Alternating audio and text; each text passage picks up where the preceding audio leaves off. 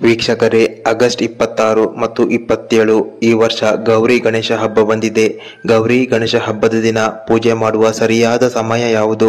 ಯಾವ ಸಮಯದಲ್ಲಿ ಪೂಜೆಯನ್ನು ಪ್ರಾರಂಭಿಸುವ ಮೂಲಕ ದೇವರ ಸಂಪೂರ್ಣ ಅನುಗ್ರಹ ಪ್ರಾಪ್ತಿಯಾಗುತ್ತೆ? ಗಣೇಶ ಪೂಜೆಗೆ ಯಾವ ಗಣೇಶನ ವಿಗ್ರಹ ತರಬೇಕು? ಗಣೇಶನಿಗೆ ಯಾವ ಒಂದು ವಸ್ತುವನ್ನು ಅರ್ಪಿಸುವ ಮೂಲಕ ವರ್ಷ ಪೂರ್ತಿ ಗಣೇಶನ ಅನುಗ್ರಹವನ್ನು ಪಡೆದು ನಿರ್ವಿಘ್ನವಾಗಿ ಅಂದುಕೊಂಡ ಕೆಲಸ ಎಲ್ಲ ಆಗುವ ಹಾಗೆ ಮಾಡಬಹುದು? ಯಾವ ಒಂದು ವಸ್ತುವನ್ನು ಗಣೇಶನಿಗೆ ಅರ್ಪಿಸುವ ಮೂಲಕ ನಿಮ್ಮ ಕೋರಿಕೆಯನ್ನ ಶೀಘ್ರದಲ್ಲಿ ಈಡೇರಿಸಿಕೊಳ್ಳಬಹುದು? ದೀಪ ಬೆಳಗಿಸುವಾಗ ದೀಪಕ್ಕೆ ಯಾವ ವಸ್ತುವನ್ನು ಬೆರೆಸಿದರೆ ನಿಮ್ಮ ಸಾಲ ತೀರುತ್ತೆ? ಯಾವ ಎಣ್ಣೆಯಿಂದ ದೀಪವನ್ನು ಬೆಳಗಿಸಿದರೆ ಅಷ್ಟ ಐಶ್ವರ್ಯ ಪ್ರಾಪ್ತಿಯಾಗುತ್ತೆ, ಹಣಕಾಸು ನಿರಂತರವಾಗಿ ಹರಿದು ಬರುತ್ತೆ, ಆರೋಗ್ಯ ಭಾಗ್ಯ ಸಿಗುತ್ತೆ? ಈ ದಿನ ಪೂಜೆಯ ಸಮಯದಲ್ಲಿ ಯಾವ ಮಂತ್ರವನ್ನು ಉಚ್ಚರಿಸಬೇಕು? ಗೌರಿ ಗಣೇಶ ಹಬ್ಬದ ದಿನ ಯಾವ ತಪ್ಪನ್ನ ಮಾಡಬಾರದು? ಸಂಪೂರ್ಣವಾದ ಮಾಹಿತಿಯನ್ನ ತಿಳಿಸಿಕೊಡ್ತೀವಿ. ಮೊದಲನೇದಾಗಿ, ಗೌರಿ ಹಬ್ಬ 26ನೇ ತಾರೀಕು ಅಂದರೆ ಮಂಗಳವಾರ, ನಾಳೆಯ ದಿನ ಬಂದಿದೆ. ಈ ದಿನ ಗೌರಿ ಹಬ್ಬವನ್ನು ಮಾಡುವ ಶುಭ ಮುಹೂರ್ತ 6 ಗಂಟೆ 6 ನಿಮಿಷದಿಂದ 8 ಗಂಟೆ 36 ನಿಮಿಷ. ಈ ಸಮಯದಲ್ಲಿ ಗೌರಿ ಪೂಜೆಯನ್ನ ಮಾಡಬಹುದು. ಇನ್ನು ಗಣೇಶ ಹಬ್ಬದ ದಿನ ಬೆಳಗ್ಗೆ 5 ಗಂಟೆ 20 ನಿಮಿಷದಿಂದ ಬೆಳಗ್ಗೆ 7 ಗಂಟೆ 30 ನಿಮಿಷದ ಒಳಗೆ ಗಣೇಶ ಹಬ್ಬವನ್ನ ಮಾಡಲು ಅತ್ಯಂತ ಶ್ರೇಷ್ಠವಾದ ಸಮಯ. ಅದನ್ನು ಬಿಟ್ಟರೆ ಬೆಳಗ್ಗೆ 10 ಗಂಟೆ 50 ನಿಮಿಷದಿಂದ 1 ಗಂಟೆ 20 ನಿಮಿಷದ ಒಳಗೆ ಮಾಡಬಹುದು. ಇನ್ನು ಗಣಪತಿ ವಿಸರ್ಜನೆ ಸಮಯ ಸಂಜೆ 5 ಗಂಟೆ 30 ನಿಮಿಷದಿಂದ 6 ಗಂಟೆ 53 ನಿಮಿಷ. ಮೊದಲನೇದಾಗಿ ಗೌರಿ ಹಬ್ಬದ ಬಗ್ಗೆ ನೋಡೋಣ. ಗೌರಿ ಹಬ್ಬ ತಾಯಿ ಗೌರಿ ಮಾತೆಗೆ ಸಮರ್ಪಿಸಲಾಗಿದೆ. ಈ ದಿನದಂದು ಮಹಿಳೆಯರು ತಮ್ಮ ಪತಿಯ ದೀರ್ಘಾಯುಷ್ಯಕ್ಕಾಗಿ ವ್ರತವನ್ನ ಮಾಡಬಹುದು. ಕನ್ಯೆಯರು ಬಯಸಿದ ಜೀವನ ಸಂಗಾತಿಯನ್ನು ಪಡೆಯಲು ಗೌರಿ ವ್ರತವನ್ನ ಮಾಡಬಹುದು. ಗೌರಿ ಹಬ್ಬದ ದಿನ ಮಹಿಳೆಯರು ಬೆಳಗ್ಗೆ ಬೇಗ ಎದ್ದು ಸ್ನಾನ ಮಾಡಿ ಶುದ್ಧವಾಗಿ ದೇವರ ಕೋಣೆಯೆಲ್ಲ ಶುದ್ಧ ಮಾಡಬೇಕು. ಬೆಳಗ್ಗೆಯಿಂದಲೇ ಉಪವಾಸವನ್ನ ಪ್ರಾರಂಭಿಸಬೇಕು. ನಂತರ ಮರದ ಪೀಠದ ಮೇಲೆ ಶಿವಪಾರ್ವತಿಯರ ಫೋಟೋ ಅಥವಾ ವಿಗ್ರಹವನ್ನ ಇರಿಸಬೇಕು. ಅದರಲ್ಲಿ ಗಣೇಶ ಕೂಡ ಇರಬೇಕು. ದೇವರ ವಿಗ್ರಹದ ಎಡ ಮತ್ತು ಬಲ ಭಾಗದಲ್ಲಿ 2 ತುಪ್ಪದ ದೀಪವನ್ನ ಬೆಳಗಿಸಬೇಕು. ಗೌರಿ ಮಾತೆಗೆ ತಾಯಿ ಬಳಸುವ ಬಟ್ಟೆ, ಆಭರಣ, ಪುಷ್ಪ ಮತ್ತು ಸುಮಂಗಲಿಯರು ಬಳಸುವ ಅಲಂಕಾರಿಕ ವಸ್ತುವನ್ನ ಅರ್ಪಿಸಬೇಕು. ಸಿಹಿ ತಿನಿಸನ್ನ ನೈವೇದ್ಯವಾಗಿ ಇರಿಸಬೇಕು. ಪೂಜೆ ಮಾಡುವಾಗ ಅಥವಾ ವ್ರತದ ಇಡೀ ದಿನ ಪಾರ್ವತಿ ದೇವಿಗೆ ಸಂಬಂಧಿಸಿದ ಯಾವುದೇ ಮಂತ್ರವನ್ನ ಸ್ತೋತ್ರವನ್ನ ಪಠಿಸಿದರೆ ಉತ್ತಮ. ಸಂಜೆ ಉಪವಾಸವನ್ನ ತ್ಯಜಿಸಿ ತಾಯಿಗೆ ಅರ್ಪಿಸಿದ ನೈವೇದ್ಯವನ್ನ ಪ್ರಸಾದ ರೂಪದಲ್ಲಿ ಮನೆ ಮಂದಿಯೆಲ್ಲ ಸ್ವೀಕರಿಸಬೇಕು. ಸಾಧ್ಯವಾದರೆ ಶಿವಶಕ್ತಿ ನೆಲೆಸಿರುವ ದೇವಾಲಯಕ್ಕೆ ಹೋಗಿ ತಾಯಿಯ ದರ್ಶನ ಮಾಡಿ ಬನ್ನಿ.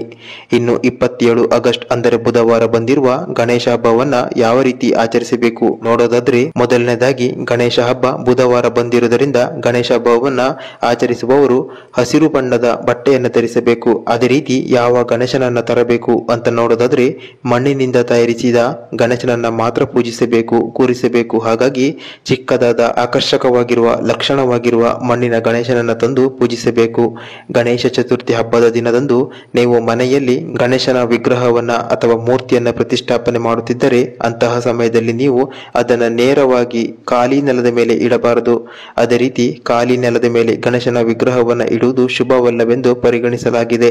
ಗಣೇಶನ ವಿಗ್ರಹವನ್ನ ಯಾವಾಗಲೂ ಒಂದು ಮರದ ಪೀಠದ ಮೇಲೆ ಸ್ಥಾಪಿಸಬೇಕು ಹಾಗೂ ಆ ವಿಗ್ರಹವನ್ನ ಕೆಂಪು ಅಥವಾ ಹಳದಿ ಬಣ್ಣದ ಬಟ್ಟೆ ಮೇಲೆ ಪ್ರತಿಷ್ಠಾಪನೆ ಮಾಡುವುದು ಶುಭ.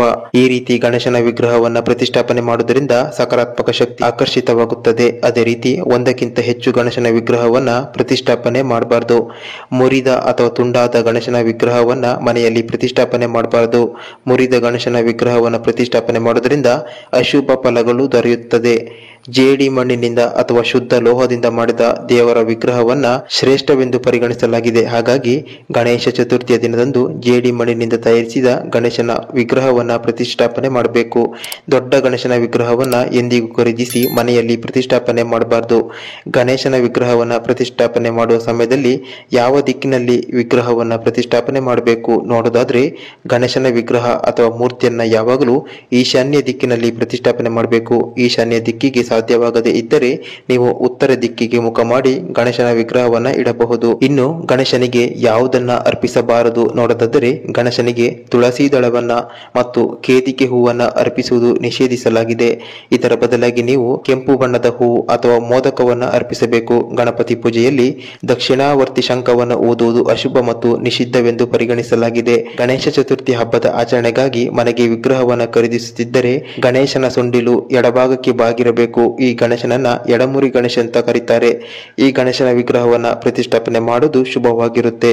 ಇನ್ನು ಗಣೇಶನ ಹಬ್ಬದ ದಿನ ಗಣೇಶನಿಗೆ ಯಾವುದನ್ನ ಅರ್ಪಿಸಿದರೆ ಶ್ರೇಷ್ಠ ಅನ್ನೋದನ್ನು ನೋಡೋದಾದ್ರೆ, ಮೊದಲನೇದಾಗಿ ಗರಿಕೆ ಎಲೆಗಳನ್ನ ಗಣೇಶನಿಗೆ ಅರ್ಪಿಸಿ ಅವನನ್ನ ಭಕ್ತಿಯಿಂದ ಪ್ರಾರ್ಥಿಸಿಕೊಂಡರೆ ಮನೆಯಲ್ಲಿನ ಅಥವಾ ನಮ್ಮಲ್ಲಿರುವ ನಕಾರಾತ್ಮಕ ಶಕ್ತಿ ದೂರವಾಗಿ ಧನಾತ್ಮಕ ಶಕ್ತಿಯು ನೆಲೆಸುತ್ತದೆ. ವರ್ಷ ಪೂರ್ತಿ ಗಣೇಶನ ಸಂಪೂರ್ಣ ಅನುಗ್ರಹ ನಿಮಗೆ ಸಿಗುತ್ತೆ.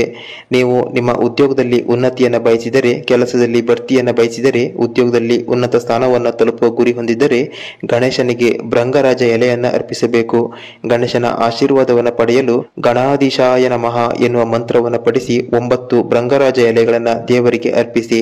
ಇನ್ನು ಬಿಲ್ವಪತ್ರೆ ಆರೋಗ್ಯಕರ ಸಂತತಿಯನ್ನ ಹೊಂದುವ ಬಯಕೆಯುಳ್ಳವರ ಆಸೆಯನ್ನ ಪೂರೈಸಬಲ್ಲ ಮಾಂತ್ರಿಕ ಶಕ್ತಿಯನ್ನ ಹೊಂದಿರುವ ಎಲೆ ಬಿಲ್ವಪತ್ರೆ. ಮಕ್ಕಳನ್ನ ಹೊಂದುವ ಆಸೆಯುಳ್ಳವರು, ಸಂತಾನ ಸಮಸ್ಯೆಯಿಂದ ಬಳಲುತ್ತಿರುವವರು ಗಣೇಶನಿಗೆ ಈ ದಿನ 7 ಬಿಲ್ವಪತ್ರೆ ಎಲೆಯನ್ನ ಅರ್ಪಿಸಿ ಓಂ ಉಮಾಪುತ್ರಾಯ ನಮಃ ಎನ್ನುವ ಮಂತ್ರವನ್ನು ಜಪಿಸಬೇಕು. ಇದರಿಂದ ಸಂತಾನ ಭಾಗ್ಯ ನಿಮ್ಮದಾಗುತ್ತೆ. ಇನ್ನು ಮನಸ್ಸಿನಲ್ಲಿ ಸ್ಥಿರತೆಯನ್ನ ಕಾಯ್ದುಕೊಳ್ಳಲು ದೇಹದಲ್ಲಿ ಸರಾಗ ರಕ್ತ ಸಂಚಲನಕ್ಕಾಗಿ 11 ಅರ್ಜುನ ಎಲೆಯನ್ನ ಗಣೇಶನಿಗೆ ಅರ್ಪಿಸಬೇಕು. ಈ ಎಲೆಯ ಅರ್ಪಣೆಯು ನಮ್ಮ ಆರೋಗ್ಯದ ಮೇಲೆ ಪ್ರಭಾವವನ್ನು ಬೀರುತ್ತೆ. ಈ ಎಲೆಯನ್ನ ಅರ್ಪಿಸುವಾಗ ಓಂ ಕಪಿಲಾಯ ನಮಃ ಎನ್ನುವ ಮಂತ್ರವನ್ನು ಹೇಳಿ ಗಣೇಶನಿಗೆ ಅರ್ಪಿಸಿದರೆ ತುಂಬಾ ಫಲಕಾರಿ. ಅದೇ ರೀತಿ ವೀಕ್ಷಕರೇ, ಪ್ರತಿಯೊಬ್ಬರು ಕೂಡ ಸಮಾಜದಲ್ಲಿ ತಮ್ಮನ್ನ ತಾವು ಗುರುತಿಸಿಕೊಳ್ಳಲು ಇಷ್ಟಪಡ್ತಾರೆ. ನಮಗೂ ಕೂಡ ನಮ್ಮದೇ ಆದ ಸ್ಥಾನಮಾನ, ಗೌರವ ಇರಬೇಕೆಂದು ಇಚ್ಛಿಸ್ತಾರೆ. ನಿಮ್ಮ ಈ ಬಯಕೆಯನ್ನ ನೀವು ಗಣೇಶನ ಪೂಜೆಯಿಂದ ಈಡೇರಿಸಿಕೊಳ್ಬಹುದು. ಸಮಾಜದಲ್ಲಿ ಖ್ಯಾತಿಯನ್ನ, ಪ್ರತಿಷ್ಠೆಯನ್ನ, ಗೌರವವನ್ನು ಪಡೆದುಕೊಳ್ಳಲು ಓಂ ಚತುರ್ಮುಖನೇ ನಮಃ ಈ ಮಂತ್ರವನ್ನು ಜಪಿಸಿ ಗಣೇಶನಿಗೆ 7 ಲವಂಗದ ಎಲೆಯನ್ನ ಅರ್ಪಿಸಿ. ಇನ್ನು ಕೇದಿಗೆ ಎಲೆ. ನಿಮ್ಮ ಹೊಸ ವ್ಯಾಪಾರವನ್ನ, ಬಿಸ್ನೆಸ್ ಅನ್ನ ಪ್ರಾರಂಭಿಸುವ ಮೊದಲು ಗಣೇಶನ ಆಶೀರ್ವಾದವನ್ನ ಪಡೆದುಕೊಳ್ಳಬೇಕು. ಈ ದಿನ 9 ಕೇದಿಗೆ ಎಲೆಯನ್ನ ಸಿದ್ಧಿವಿನಾಯಕನಿಗೆ ಅರ್ಪಿಸಿ ಓಂ ಸಿದ್ಧಿವಿನಾಯಕಾಯ ನಮಃ ಈ ಮಂತ್ರವನ್ನು ಜಪಿಸಬೇಕು. ಇದರಿಂದ ನಿಮ್ಮ ನೂತನ ವ್ಯವಹಾರ ಉನ್ನತಿಯತ್ತ ಸಾಗುತ್ತದೆ.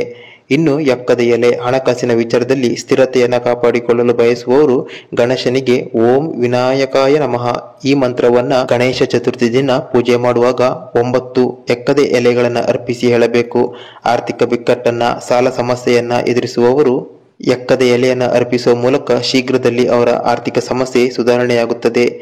ಇನ್ನು ಶಮಿ ಎಲೆ ಅಥವಾ ಬನ್ನಿ ಎಲೆ. ಪ್ರತಿಯೊಬ್ಬರು ಕೂಡ ಒಮ್ಮೆಯಾದರೂ ಶನಿಯ ವಕ್ರದೃಷ್ಟಿಗೆ ಒಳಗಾಗಲೇಬೇಕು. ಈ ಸಂದರ್ಭದಲ್ಲಿ ಶನಿಯ ದುಷ್ಪರಿಣಾಮಗಳಿಂದ ಹೊರಬರಲು ಗಣೇಶನನ್ನ ಓಂ ಸುಮುಖಾಯ ನಮಃ ಎಂದು ಪ್ರಾರ್ಥನೆ ಮಾಡಿ 9 ಬನ್ನಿ ಎಲೆಗಳನ್ನ ಗಣೇಶನಿಗೆ ಈ ದಿನ ಅರ್ಪಿಸಬೇಕು. ಗಣೇಶ ಚತುರ್ಥಿ ದಿನ 9 ಬನ್ನಿ ಎಲೆಗಳನ್ನ ಗಣೇಶನಿಗೆ ಈ ಮಂತ್ರದ ಜೊತೆ ಅರ್ಪಿಸುವಾಗ ಶನಿಯ ವಕ್ರದೃಷ್ಟಿಯಿಂದ ಉಂಟಾಗುವ ಸಮಸ್ಯೆಗಳು ನಿವಾರಣೆಯಾಗುತ್ತೆ.